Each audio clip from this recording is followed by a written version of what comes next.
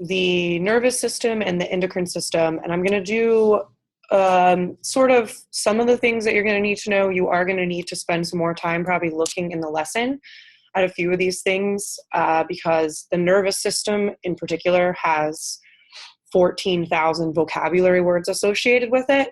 And they're not all the most important thing ever, but some of them are definitely worth reviewing and learning about. So what we're going to do is we're going to start off by looking at this PowerPoint that I made. All right. Our objectives today are going to be to compare and contrast the nervous and endocrine system, identify the biological molecules associated with signaling in both systems, explain how an action potential happens, and describe the ways in which the nervous system responds to stimuli and maintains homeostasis. Right, so this lesson is interesting to me because 90% of it is the nervous system and 10% is the endocrine system. Meanwhile, both systems are super complicated and probably equally as important. So keep that in mind, even though they're not focusing on the endocrine system as much. Endocrine system is a huge and very important system. So before we talk about all that note stuff, we're going to review quickly things that you should be working on, questions about these things. So feel free to type in the chat if you have a question about any of the stuff as I go. The plant lab, right? We started this on March 21st. That's also where you can find information about this lab in Canvas. In fact, I will demonstrate that.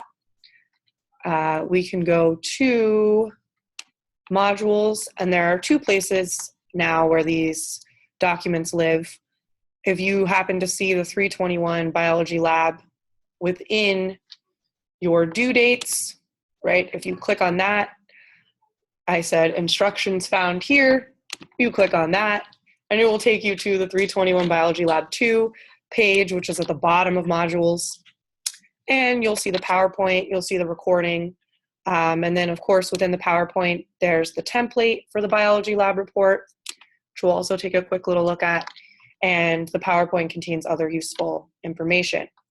So I would like for this to be turned in by May 5th, right? If you need additional time for your plants or you had to start over or something like that, that's fine.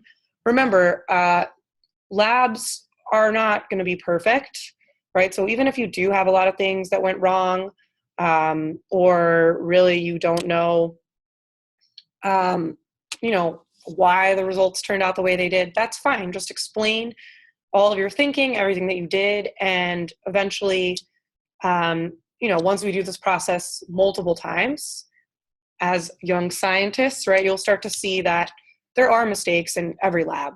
Even when you follow someone else's procedure, there's always mistakes.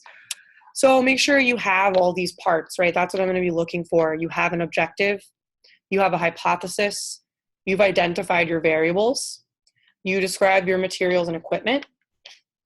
Safety, right? There may not be safety considerations necessarily, but if you're using like lemon juice or like things that are acidic, you might just want to mention that they are acidic and, to be careful when exposing them to skin and eyes. Put your procedure. What exactly did you do? This includes how you're collecting the data, how often you're collecting the data, how often you're watering. Observations and data, right? This should be a table. I should see day 1, plants were 0 centimeters. Day 7, plants were 14 centimeters. Day 8, plants were blah, blah, blah. I should be able to look at it and see exactly what data you collected. This should also include a graph, right? You can do the graph on paper or on the computer. Again, depending on how much data you collected, you might want to do an average. You might want to graph each plant, right? That's completely up to you. If you need help with that, please let me know because I can help you. Yes. Yes, Devin, your question, the answer is yes. So again, if something happened, like your cats knocked the plants over and one of the plants kind of got knocked out and you sort of just put it back in, just mention that, right? That's actually going to be in the conclusion. Calculations, we don't really have any calculations for this lab. That would be like if we needed to use a formula or something like that to calculate something. You could include your averaging there if you do averaging. Now in the conclusion, right, this is the most important section. This is the part I'm really going to be looking at in close detail, right? Tell what, how, and why the experiment was performed, right? So the why part is really going to be relating back to the question. I was trying to determine if there's a relationship between amount of sunlight and height of a plant. What happened? I put my plant in the closet, I put my plant on a table, and I measured for 2 weeks what happened to them. At one point in time, my brother knocked my plant off the counter and it fell out, and I kind of just put it back in, replanted it, and kept it going from there, right? Another time I forgot to water it, but I watered the next time I was supposed to, blah, blah, blah, blah, blah. Just explaining literally what you did. Then you also want to answer the question, which really is, was your hypothesis supported? You predicted the plant in the sunlight would grow taller. Well, maybe the plant in the darkness grew taller. So you might say, well, the plant in the dark grew taller, right? However, the plant in the dark was translucent and see-through and looked sickly.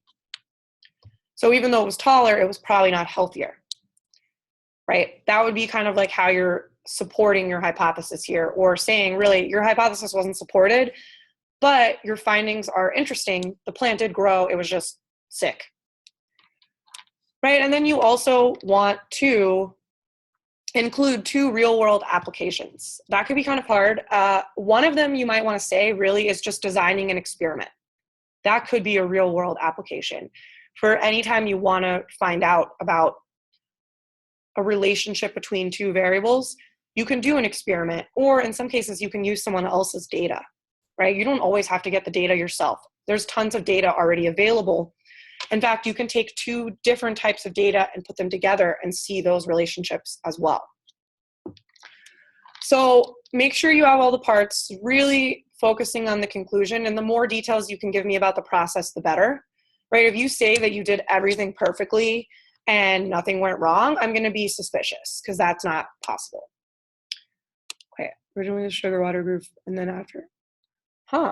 See, and that's interesting, Devin, because you're going to say that in your conclusion, and then I would also like you to say why you think that happened. And you might not know. The answer might be maybe that one got more sun suddenly, like I don't know, right? So some of these questions we may not be able to answer, and some of these observations we may not be able to explain, but I want you to try.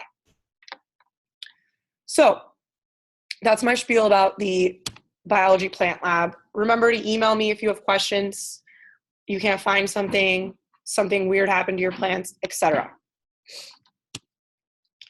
On May 9th, which is a Tuesday at noon, we will be dissecting, right? I ordered 4 organisms. We have starfish, fetal pig, rat, and a frog. So remember, make every effort you can to be there in person for this. I am going to have, what I'll probably do is I won't have a live session, but I'll probably record the different animals and post videos of that so that you can see that. However, you won't necessarily get the experience of dissecting and looking at the comparisons in person, which is really, really cool. So there is some pre-work here for you to do, and I just broke it up based on last name. So if your last name starts with A through L, you're going to find and print 2 dissection guides, one for a starfish and one for a fetal pig. I'm asking you to find and print these because I want you to look through the dissection guide and look at the different options. You'll notice some are really good and they have pictures and they show you exactly what to do, and some are really poorly written. So I want you to be kind of part of that research process, finding a dissection guide that you're going to want to use. You will get to dissect all 4 animals, right? At least you'll be in charge of mainly one, but you will get to see all of them and go around to all of them. You won't be there on the 9th. Okay. Yeah, and if you're not able to be there, I am going to record, like I said, probably little steps of the process, and it won't be live, but I will upload it after. If your last name is M through Z, I want you to find and print dissection guides for a rat and a frog. Specifically, we're doing a bullfrog. So even if you're not going to be here, if you can send me a link to one of these that you found that you think is good, right? Part of this is I want us to talk about what makes a good dissection guide.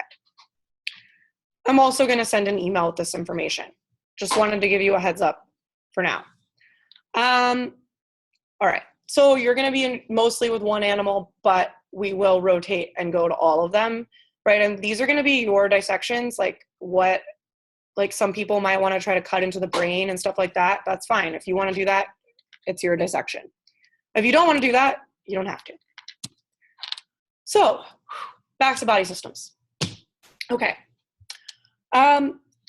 This last module for this class is all about body systems and what they do and the relationship and how these systems work in an organism. For every single one of these body systems, you should be able to answer the question, how does the nervous system maintain homeostasis? How does the endocrine system maintain homeostasis? How does the circulatory system maintain homeostasis? If you're like, what is homeostasis? Right, we might even want to just write a little definition of it quickly here. Does anyone want to suggest in the chat maybe what homeostasis is?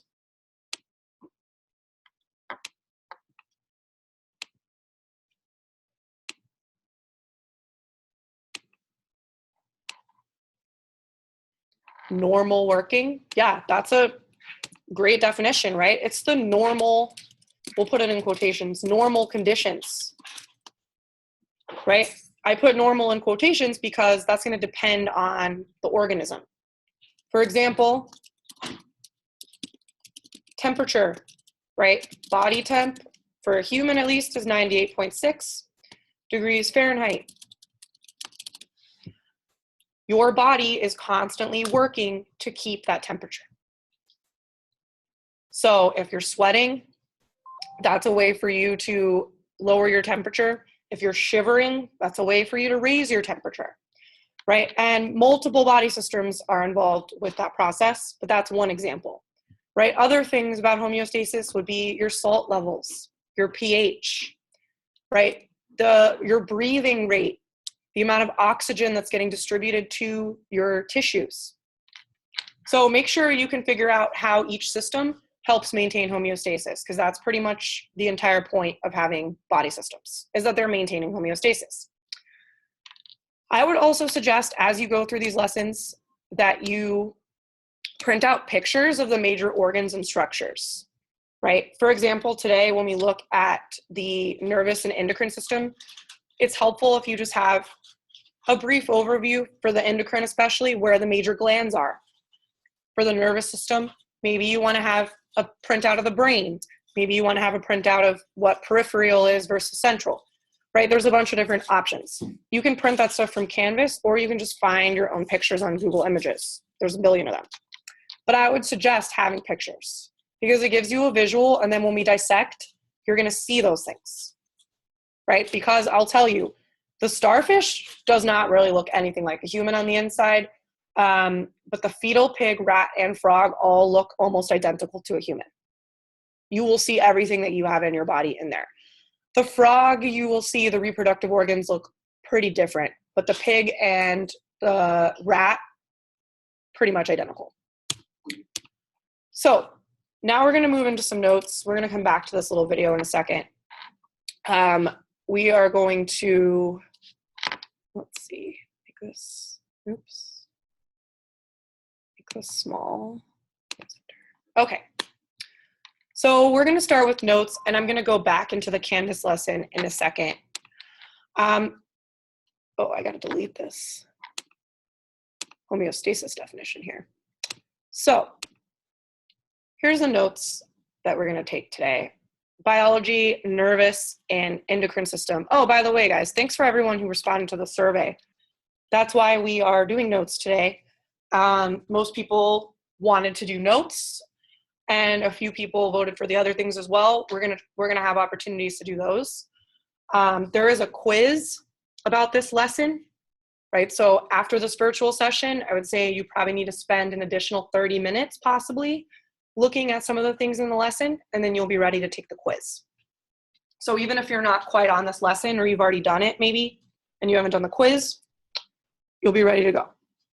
So I want you to write this stuff down and draw this picture. It's a nerve cell. It's beautiful. I'm going to give you about a minute and a half to do this. Let's see, somebody's trying to call me for a DBA. Oh no, someone's trying to join the virtual session.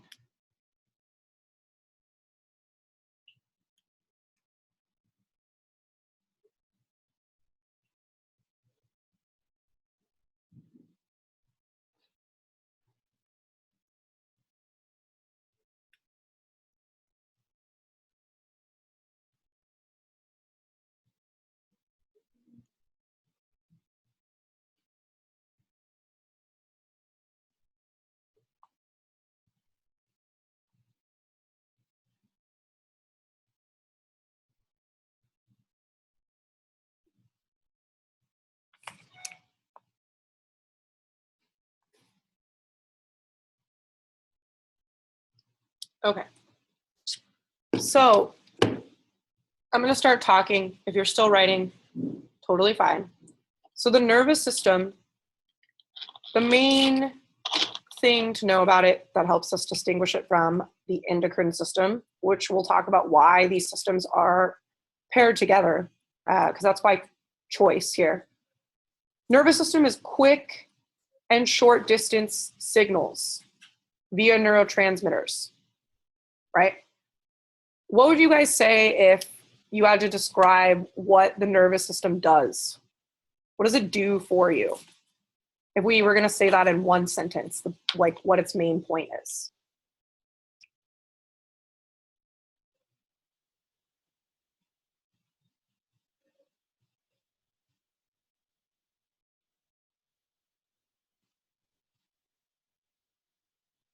Okay, Jacob says something great here. Transmitting signals from one place to another or to the brain, sends messages to the body on how to function, right? These are great summaries, right? It's all about signaling between brain and body. And you guys are both right. Sometimes it's telling the body to do something. Sometimes it's actually the body sending signals to the brain, telling the brain something, right? Like I'm touching something hot, and then the brain tells the body what to do. So there is that communication going between both directions here. Now, these are quick signals, right? They're happening in seconds. Imagine you're touching fire, right? Because you haven't learned that fire's hot yet. You want to move your hand away immediately, right? If it takes 2 minutes for the signal to travel to your brain and back to your hand is going to be severely burned at that point, right? You need that to be a quick response. And you'll know if you have ever done that. Like I actually burned my hand yesterday when I was making cookies because I didn't realize my oven mitt had a hole in it. So I went like this and just touched the pan, which was painful. So you'll notice you quickly move your hand away. It's immediate. There's no lag, right? Neurotransmitters are responsible for that quick signal. They're the molecule here. We'll talk a little bit more about them. And I say shorter distances mostly because neurotransmitters go from one nerve cell to the next, right? They don't travel throughout the body. So neurotransmitters are not going to travel down to your feet and then travel back up to your brain, right? They're traveling a tiny distance passing the signal. So it's almost like a relay race. So this is what a nerve cell looks like. It's a specialized cell compared to most cells, right? It has these little arm things called dendrites, and that's where the signal is received. And that's where the neurotransmitters actually attach, right? And I drew them as a circle here, right? Neurotransmitters could be all kinds of shapes. In fact, they're all unique. So you're going to have all sorts of different looking blobby things that communicate different stuff to the nerve cell. Here we have the cell body, right, including the nucleus of the cell. The signal is received on the dendrites.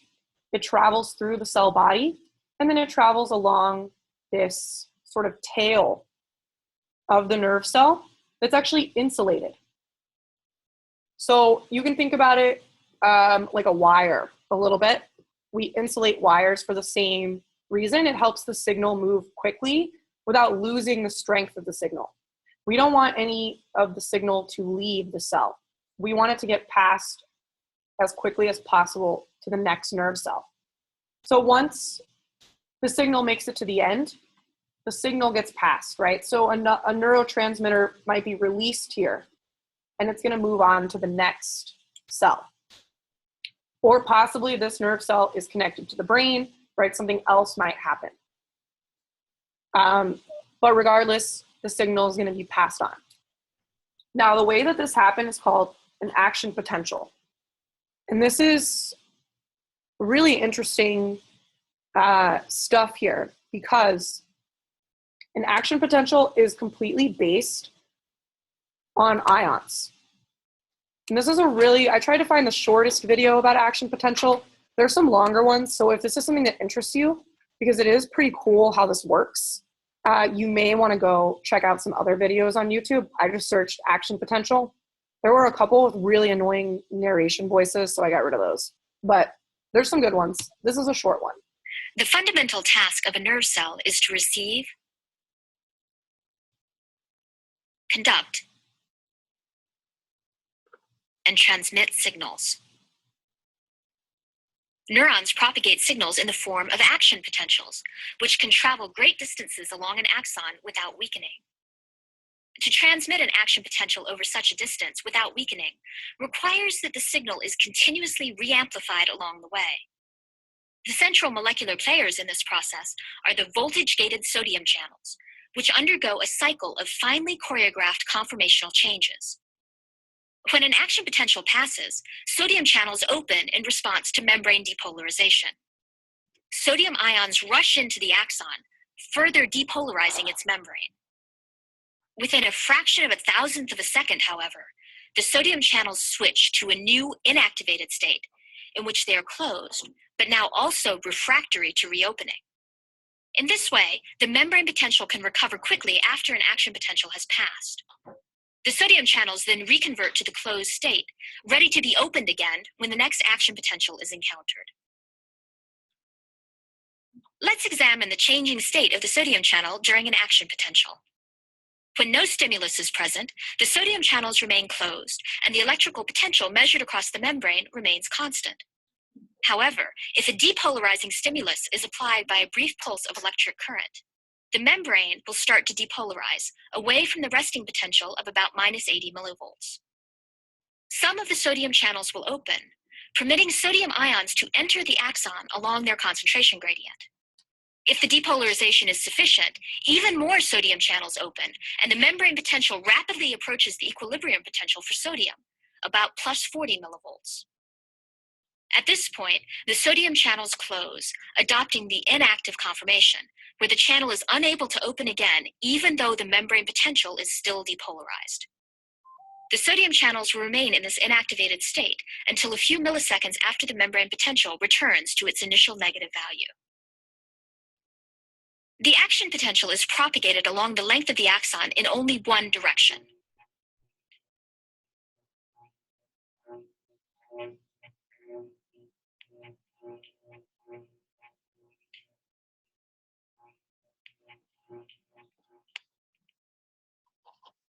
By examining the membrane potential and state of the sodium channels along a length of the axon, we can see why this is so. As a depolarizing stimulus reaches our section of the membrane, sodium channels open and current flows into the axon. This in turn depolarizes adjacent sections of the membrane, causing adjacent sodium channels to open, and the action potential is thus propagated along the axon. Sodium channel inactivation prevents the depolarization from spreading backward along the axon. Okay, so that's kind of a very basic introduction to what an action potential is. What I wrote down about that is that it's a voltage-controlled process, right? Sodium, which is Na, we put a plus next to it because it's a positively charged ion, rushes in, right? The voltage changes, and then the channels close. So we end up going from a negative charge to a positive charge to a negative charge. And that sodium rushing in changes the voltage and actually allows the signal to be passed. Pretty crazy stuff, right? That's a super, super surface look at this. Again, they have videos on YouTube that are like 14 minutes long that explain this in more detail and have better graphics as well. So if that's something that interests you, I want you to check that out. But otherwise, really, the main thing I want you to know is that this is a voltage-controlled process that basically allows a signal, right, an electrical signal to be passed. So in fact, I'm going to write that here. Allows electrical signal to pass. And again, it's passing without losing any of its strength. Okay, that was some heavy stuff. Don't worry. We're going to go now to look at the lesson here in Canvas. If I can find it. Thought I had it open. Guess not. All right, modules.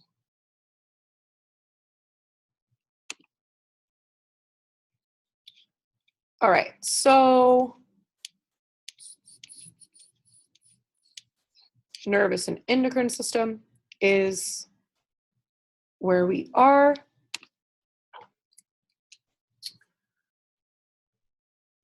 All right, and in this intro, they talk about fight or flight, right? They talk about the brain processing information and basically helping you deal with threats.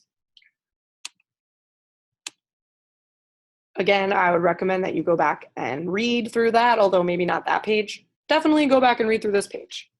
So for the nervous system, they show us this chart of how the nervous system is organized. And you'll notice there's a lot of parts, right? We have the central nervous system, also called the CNS. And we have the peripheral nervous system, also called the PNS. The central nervous system, I think, is easier to remember because it's the brain and the spinal cord. It's the central part of the body, right? Brain, spinal cord. Peripheral nervous system, if you think about what the word peripheral means the outside, the extremities, right? We have different kinds of neurons. We have motor neurons. We have sensory neurons. And then within motor neurons, we have autonomic nervous system and somatic nervous system. And then within automatic nervous system, we have sympathetic nervous system and parasympathetic nervous system. There's like 1,000 of these definitions, right? I would definitely make sure you know all of these words, what they mean, what they do. I'm going to define some of the main ones for you and explain them in ways that I know to remember the differences. But again, this chart is helpful. It might even be nice to draw this in your notebook and actually write underneath what each one does. So we already saw what the nerve cell itself looks like. Here they're going to describe the parts, right? We have the cell body. We have the dendrites, which are short branched extensions. And most nerve cells have a lot of these, right? The one I drew has like 5, but most of them have hundreds. The axon is where the action potential is carried, which carries the signal. And then we have the axon terminal, right, which is where the signal is passed on and neurotransmitters are released. And then we have all the nerve cells arranged like this so that literally the signal goes like a centimeter in distance, not even. It's a really, really quick and small signal, and it barely has to travel at all, so that this process can travel really quickly. So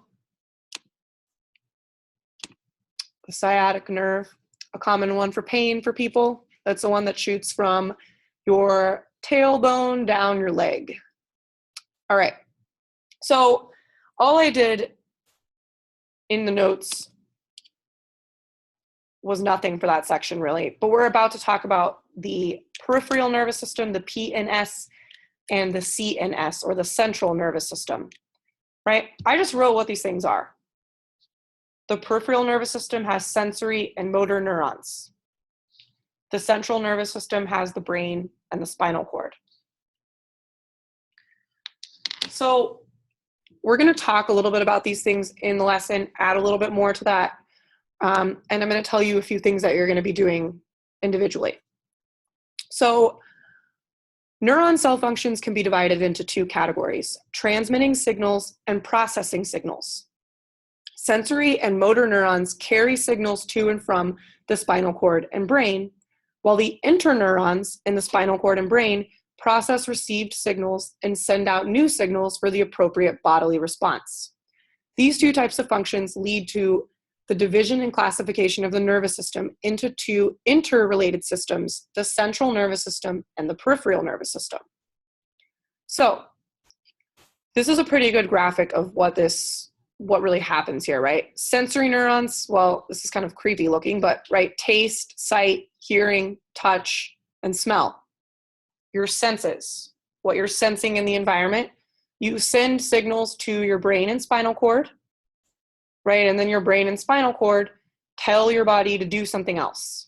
Your motor neurons, they tell your heart to beat faster, maybe. They tell you to flex your bicep. They tell you to breathe, etc. Right? So then they define what these things mean. Sensory neurons detect changes in the body's internal and external environment. These neurons carry impulses from eyes, ears, and other senses to the organs and spinal cord and brain. So on my notes, I'm going to add, oh man, I can't really add there because I already wrote right above sensory with the action potential. But for sensory, I'm just going to write senses, right? Sight, sound, smell, touch, those types of inputs from external and internal environments, right? Internal ones you may not really be aware of because you're not necessarily touching your insides, right? But your insides have nerves that can help you feel things like pain or like a change, maybe like something is contracting, for example, you can feel that. Interneurons are mostly found in the spinal cord and brain, right? I'm just going to add into the notes here that the CNS contains interneurons. And interneurons to me sound kind of self-explanatory. They're like the intermediate step here. They're helping communicate between the brain and the sensory and motor neurons. And then we have our motor neurons, which carry impulses from the brain and the spinal cord to muscles and glands.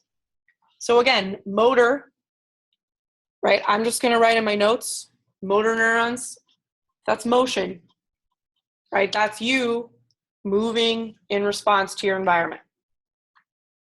Which some of those things are going to be by choice, right? Like you want to touch something or you want to move. Some of those things are going to be happening automatically. Like your body's not giving you a choice. Like it's forcing you to breathe, it's forcing you to move away, etc. All right. So the peripheral nervous system collects information about the body's internal and external environments. This system is made up of sensory neurons and motor neurons. The central nervous system is made up of interneurons in the brain and spinal cord. This system processes the collected information, creating a response that is sent to the appropriate part of the body through the peripheral nervous system. Okay, so let's look at them a little more closely. Central nervous system, brain, spinal cord, vertebrae column. Now, this is part of what you're going to be doing on your own. Regions of the brain, right? First of all, this is super interesting to learn about your brain. Secondly, it's super complicated, right? And it's kind of a new science, honestly. We don't really know everything about the brain yet. And even though scientists have discovered a lot, especially about neurotransmitters and what they do and how your body responds to them, there's still certain things in the brain that we actually just don't know about. So in this little graphic, it gives you the parts of the brain and it tells you what they do. I would recommend printing out some kind of graphic of the parts of the brain so that you know kind of where they are and you can refer to it for when you take the quiz, right? Just to have it there. I would not recommend memorizing these things, right? Some of them you're going to end up memorizing because you're going to hear about them a lot, like the pituitary gland, you will probably hear about a lot. Brain stem, right? Kind of makes sense because it's like the bottom of the brain.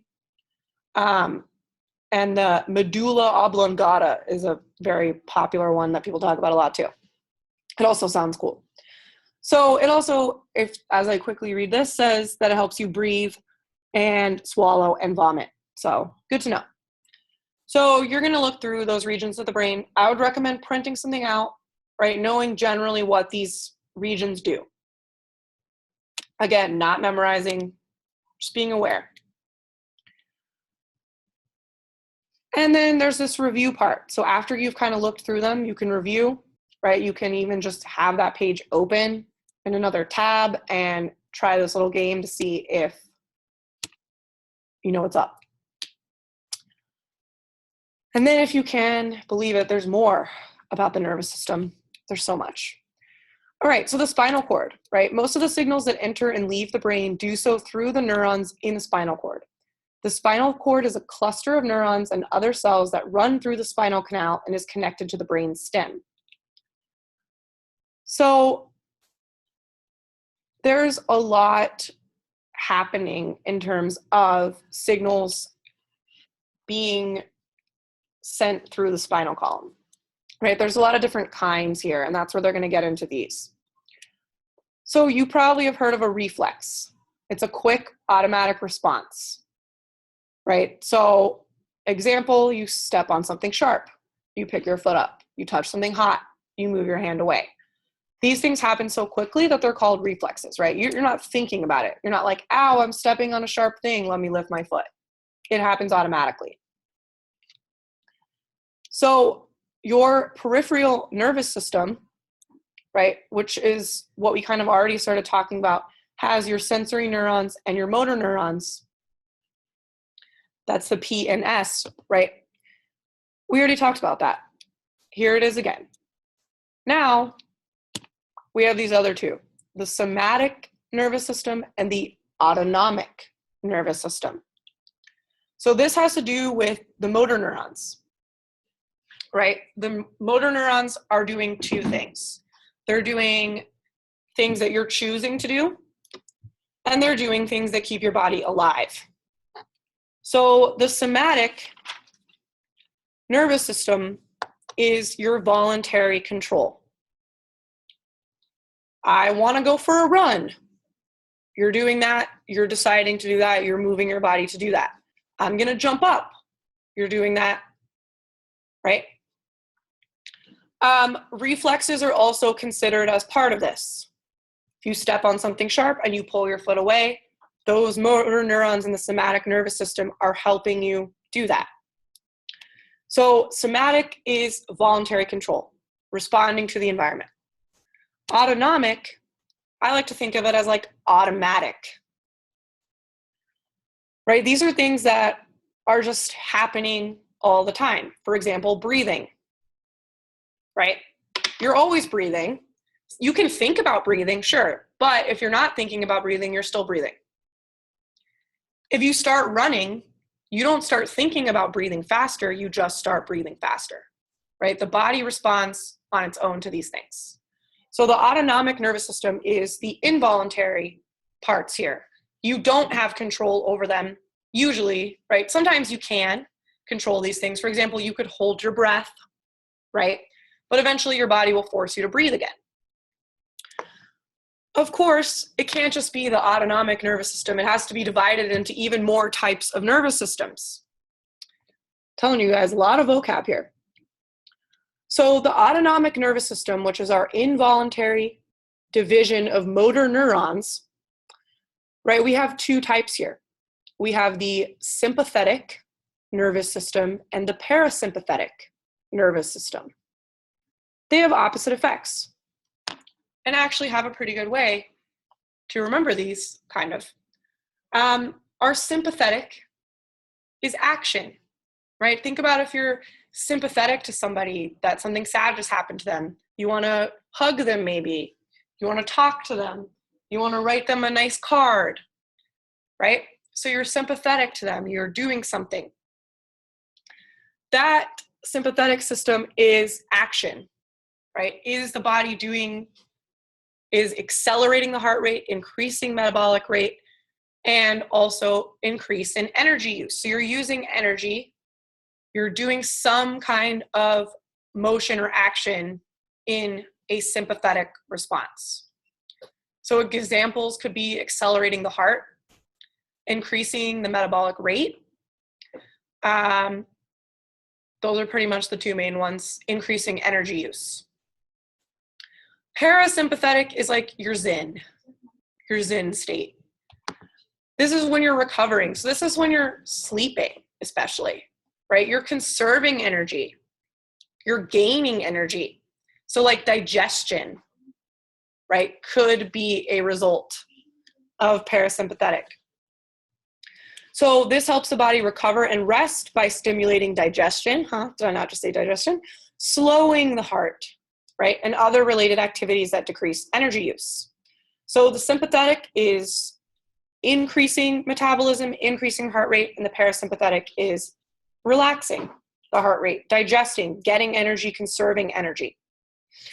And they show, like, here's a little zen guy, parasympathetic, zen, sympathetic, not zen, right? So that's a good way to kind of remember that. I would now like us to refer back to that chart, which I'm trying to remember which page it was on, because then we only have one more thing to talk about for the nervous system. I think it was page 2. Yes. Right, so we just talked about all this stuff. So brief, quick review. Central nervous system, brain and spinal cord. This is where most information is processed, right? It's a processing center. Makes sense, it's the brain. Peripheral nervous system, the periphery, the appendages, motor neurons and sensory neurons. Motor neurons are moving, doing something, motion. Sensory neurons are feeling, your senses, they're receiving signals. Then there's more divisions of the motor neurons. We have the autonomic nervous system and the somatic nervous system. Autonomic, right? That's our involuntary, our automatic nervous system. It's happening automatically. Our somatic nervous system, that's us, our voluntary control. I want to run, I want to punch this, I want to yell because this is really boring and the nervous system has too many vocabulary words. And then the autonomic gets divided even further, right? To the sympathetic and the parasympathetic. Parasympathetic is the zen guy, conserving energy, digesting. And sympathetic is action. The heart's increasing, right? Remember, all these things are automatic. You're not thinking about them, they're just happening. But the body will increase your heart rate, increase your metabolic rate when it needs to. Okay, yeah, if you have to leave soon, that's fine. So again, I would recommend drawing or printing this chart out. Make sure that you can write what each of these things does, right? Because they all kind of do similar things and it's easy to get the words confused, for sure. Okay, back to my notes. So I did write this stuff down. I wrote somatic, voluntary control. In fact, I'm going to add here types of motor neurons. We can have the somatic motor neurons or the autonomic, right? And then the autonomic is broken up into the parasympathetic and the sympathetic. All right, fun stuff. Neurotransmitter examples, stuff that we're actually interested in possibly. So there's a whole bunch of different neurotransmitters, right? But a lot of these things are responsible for how you feel and act every day, right? They can also be responsible for if you have any kind of chemical imbalance in the brain. So our first example here is dopamine, right? Dopamine is a neurotransmitter that actually increases motivation and pleasure, right? So a lot of times when people have depression, for example, they have low dopamine levels. They don't have motivation and they don't feel pleasure from activities. Serotonin is a huge neurotransmitter that does like 18 things. I wrote a few of them. It helps control appetite, sleep, memory, temperature, mood, right? Again, that one is heavily involved in all sorts of types of mental illness. If you have too much serotonin or too little serotonin, that can change all of these things: your appetite, your sleep, your memory, your temperature, your mood, etc. Then we have epinephrine, which is the neurotransmitter that gives you that fight or flight response. So you may notice if, for example, a bear is running at you, right, your heart's going to start beating quickly and you're going to feel that sort of rush of adrenaline. Your epinephrine is going to be increased as well, and then you're going to decide, are you going to fight the bear or run away? Which hopefully you decide to run away, because I don't think you should try to fight the bear. Regardless, there's a million other neurotransmitters, right, that do all sorts of stuff. They're constantly, in fact, right now, transmitting signals in your brain. That was the nervous system. That was a lot. This is a long lesson. Endocrine system, thankfully, is really quick because they only put like one page about it. So our endocrine system is, in contrast to the nervous system, slow and long distance signals. So in the nervous system, our signals were short and they were quick and they traveled over short distances, right? Endocrine system, our hormones are they travel all over the body, right? For example, estrogen, the female sex hormone, men also have it. It's everywhere. It's not just next to your reproductive organs, right? Estrogen is everywhere in the body. It can travel. Because of that, it's slow, right? It takes a long time. Estrogen's going to take its sweet time traveling around and finding cells to interact with. We have a similar kind of picture of what this looks like, right? We have a cell. Cells have receptors, right? In some cases, the hormones actually travel through the cell membrane themselves. Not always. But regardless, a hormone is going to come here to the receptor, and then it signals a change to the cell. Most of these changes are also slow changes. For example, things that the endocrine system controls, puberty, right? Puberty is a really slow change. It doesn't happen overnight, right? It takes months and years before you start seeing changes to that. Menstruation, right? A monthly process. It takes a month for it to happen. That's a long time. Hunger can also be controlled by hormones. Again, hunger takes a while, right? And same with processing when you're full, can take up to 20 minutes, right? To feel full. Hunger can take an hour to develop. So that's kind of part of the issue with hunger, is that it's hard for us because we want that immediate signal. We want to know, I'm hungry now, I'm full now. But we don't get that, right? Which sucks, especially if you're trying to eat less food. Makes it hard. Hormone examples, right? I just wrote a few of them here. Again, there's a bunch. And again, they don't go through much else on this. They do have a nice diagram of where these glands are located. Glands are the organ that produces hormones. So we'll look at that in a second. But otherwise, these are our 4 examples that I included here. Testosterone is the male sex hormone, right? It's mainly responsible for male traits, right? Deep voice, hair, etc., but can also be related to aggression, and platelet formation, right, which is in the blood. So again, testosterone's doing a lot of different stuff here, which is why it's traveling all over the body. We also have estrogen, which is the female sex hormone. Sexual characteristics, right, for females, but also relates to metabolism and bone formation. So gets at more than just the sexual characteristics. Growth hormone is one of my favorites because it's pretty obvious. It causes growth. You may be thinking, growth of what? Growth of lots of different stuff. And then another one that's super interesting here is oxytocin. It's known as the love hormone, right? You release that hormone when you feel feelings of love or being cuddled.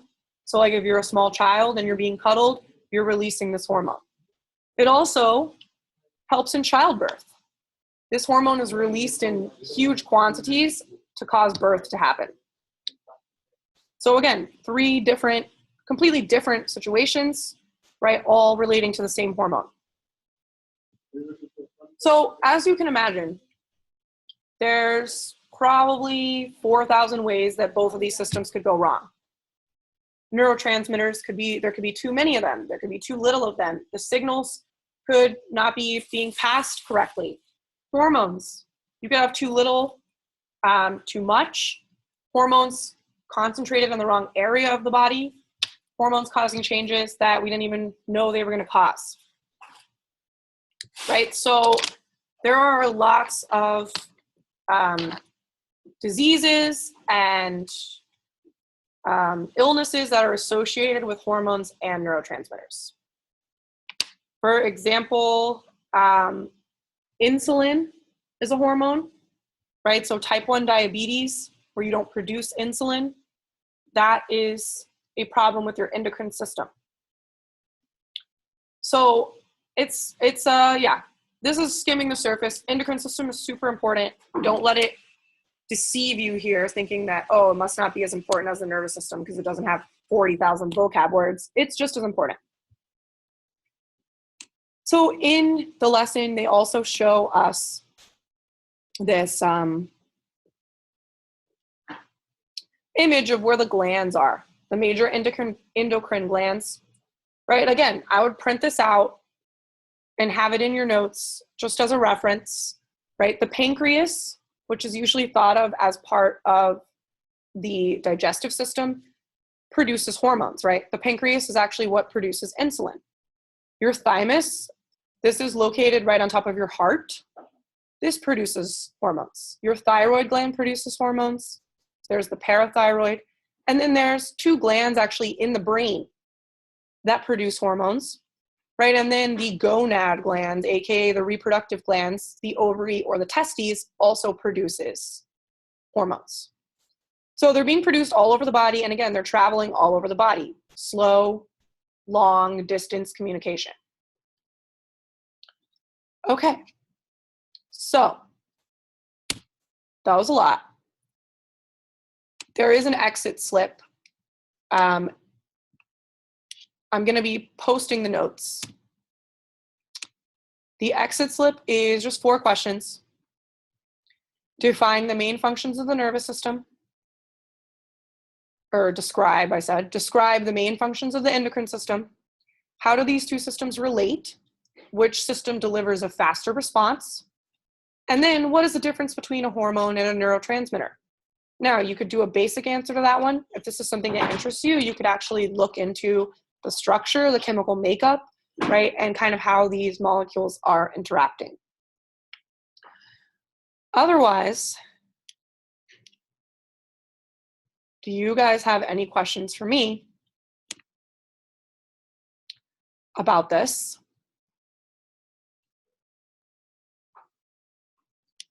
Take the silence as a no. Okay.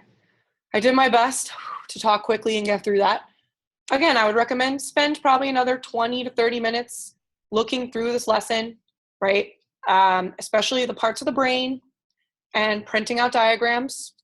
And then you should be ready to take the quiz. And now you'll have pages of notes on the nervous and endocrine systems. And when we dissect, we will be able to see the spinal cord, the brain, and the glands that produce the hormones. We're not going to really be able to see the nerves, right? Or neurotransmitters or hormones because they're too small. Okay, so if you guys don't have any questions for me, it's called the 424 exit ticket that you're going to be turning in. It used to be called the 410 exit ticket before I had to what is the word I'm looking for? Reschedule this virtual session. So it was due a while ago. In fact, for most people, it looks like it was due middle of March, right? So I did just add questions, the same questions that I showed on the PowerPoint in there. And it's now called 424 Exit Ticket Virtual Session on Endocrine and Nervous Systems. All right, if you have trouble finding it, I can send you the link to it. In fact, I'll paste the link to it in the chat so you can go straight to it. And otherwise, I'm going to end the virtual session. And thank you all for coming. And hopefully that was helpful and not super, super long, even though it felt pretty long. Talk to you guys soon. Bye.